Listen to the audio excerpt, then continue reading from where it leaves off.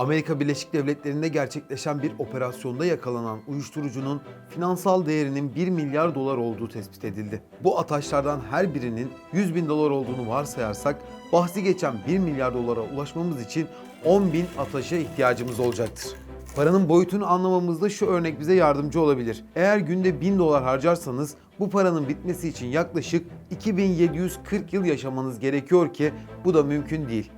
Ataşın değerinde bir harcama yapacağınızı hayal edersek, yani her gün 100 bin dolar harcadığınızı varsayarsak 27 yılın sonunda hala cebinizde 14 milyon dolardan daha fazla para kalacağını söyleyebilirim.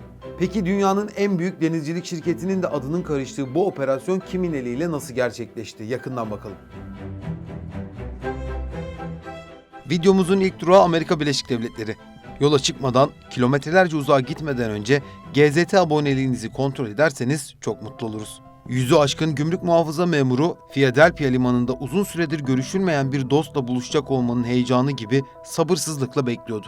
Dünyanın en büyük denizcilik firması MSC'ye ait konteyner geminin limana gelmesiyle harekete geçtiler. Gayani isimli gemiye 1 milyar dolar değerinde 20 ton kokain yerleştirilmişti. Ele geçirilen uyuşturucu madde aynı zamanda ABD tarihinin en büyüğü olarak kayıtlara geçti. Gemi henüz Güney Amerika açıklarında seyir halindeyken personelin 1/3'ü sürat botlarıyla gemiye uyuşturucu madde taşınmasına yardımcı olmuştu. Yani şirketin işe aldığı elemanlarının en az %35'i kartellerin adamıydı. Haber sayfalarında genişçe yer ayrılan bu operasyon sonucunda değerinin 100 milyon dolar olduğu tahmin edilen gemiye de el konuldu. Göz göre göre yapılmak istenen bu teslimat elbette ilk değil. Şirket, küresel ölçekte kazandığı güçle Balkan merkezli uyuşturucu çetelerinin doğal hedefi haline geliyor ve şirketin operasyonlarda kullanılması için kollar sıvanıyor. Bu konuyu birazdan anlatacağım fakat onun öncesinde şirket hakkında da birkaç kelime söylemekte fayda olduğunu düşünüyorum. 2019'un yazında şirketin üst yöneticilerinden biri olan Bozo, yaklaşık 6500 kilometrelik bir uçuşla ABD'nin başkenti Washington'a doğru yola çıktı.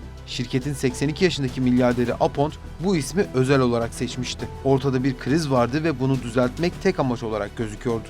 1 milyar dolar değerindeki uyuşturucu maddenin taşınmasında şirketin haberinin olmadığı ve içine düştükleri bu durumdan dolayı rahatsızlık duydukları aktarıldı. Yani şirket olarak biz suçsuzuz, çalışanlarımız yapmış, biz de sizden öğrendik demek istediler. Bu savunma doğrudan şirketin patronu Apont ailesinden geliyordu. Beklenmedik bir cevapsa ABD'den geldi. İlk olarak bu işin bu kadar basit olmadığı kendilerine ifade edildi. Ardından MSC'nin birçok gemisinin farklı noktalarda takip altında olduğu açıklandı.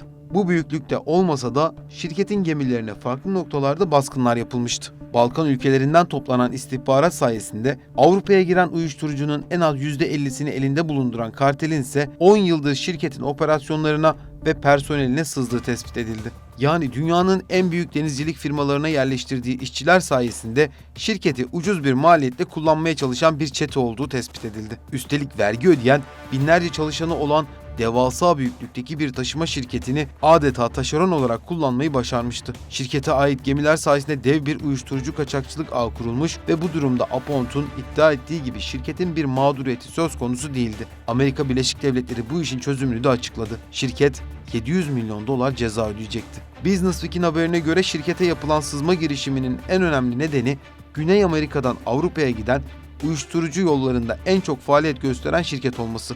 Diğer önemli sebepse şirketin mürettebat ihtiyacının büyük kısmını Balkan uyuşturucu çetelerinin evi olduğu iddia edilen Karadağ'dan sağlaması.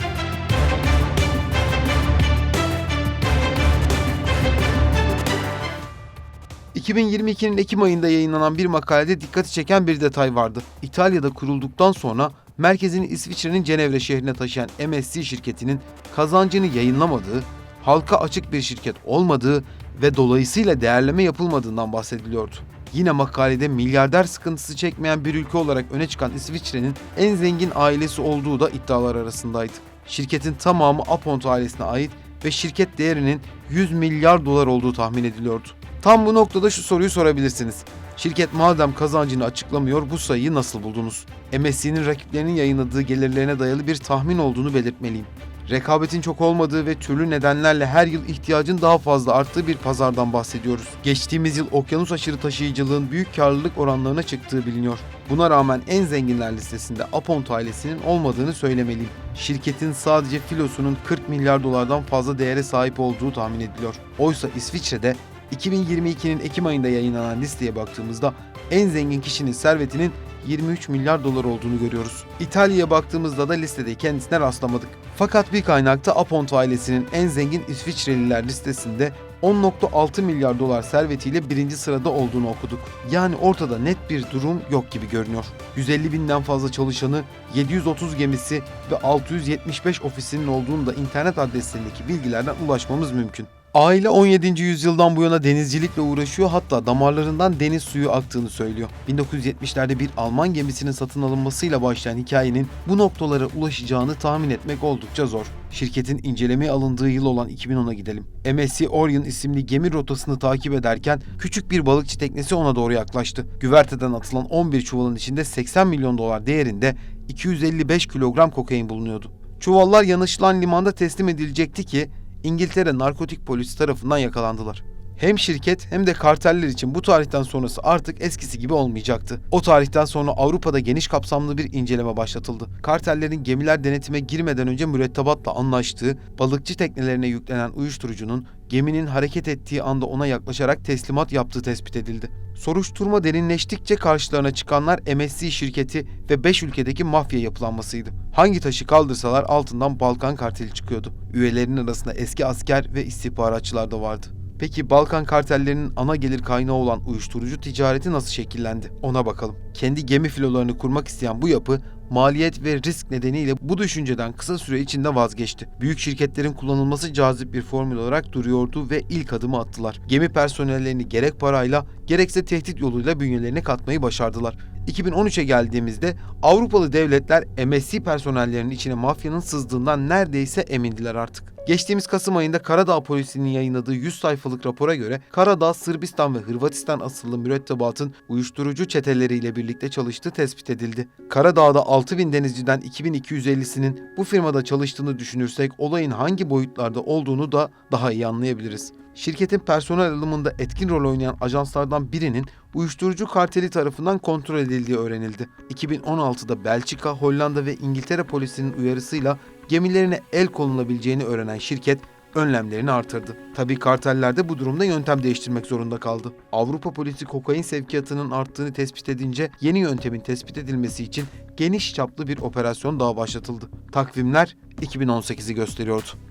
MSC kargo gemilerine uyuşturucunun hareket etmeden değil, hareket halindeyken yüklendiği tespit edildi. Üstelik yükleme açık denizde ve çetelere çalışan personel tarafından yüklenmeye devam ediyordu. Operasyonda görev alanlara 50'şer bin dolar ücret ödendiği de iddialar arasındaydı.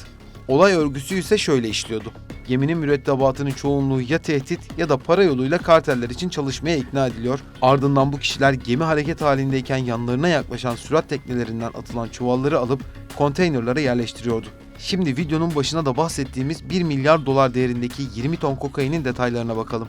Gayane isimli gemi 16 Haziran 2019 günü limana henüz yanaşmıştı ki operasyon başladı.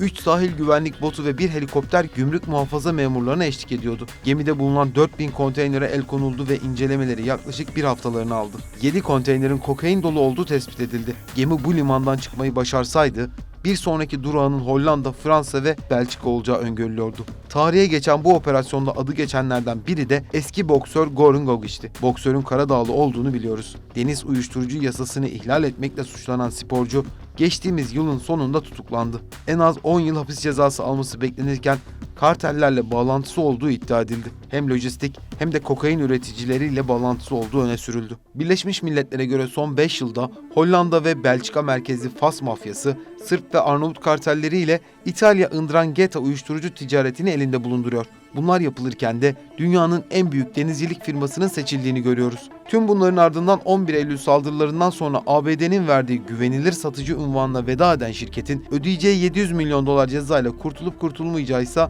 hala merak edilen soruların başına geliyor. Tabii bir de şirketin gerçekten haberi olup olmadığı bir bilmece olarak cevap bekliyor. Şirket bu iddialara gemilerimize uyuşturucu kartelleri sızmıyor diye yanıt verirken Karadağlı denizcilerle de ilgili bir açıklaması bulunuyor. Bu ülkenin uzun bir denizcilik geleneği olduğuna vurgu yapılırken işini iyi yapan dürüst kişilerden oluştuklarını söylediler. Ayrıca MSC çalışanı olabilmek için uzun bir inceleme sürecinin olduğunu ve ABD vizesi için de bu çalışanların ABD tarafından kontrol edildiğini savunuyorlar. Sürecin geleceğini merak etmiyoruz desek yalan olur doğrusu. Siz bu konuda ne düşünüyorsunuz? Yorumlarda tartışalım. Videomuzun ilk durağı Amerika Birleşik Devletleri. Yola çıkmadan, kilometrelerce uzağa gitmeden önce GZT aboneliğinizi kontrol ederseniz çok mutlu oluruz. Yüzü aşkın gümrük muhafıza memuru, Philadelphia limanında uzun süredir görüşülmeyen bir dostla buluşacak olmanın heyecanı gibi sabırsızlıkla bekliyordu.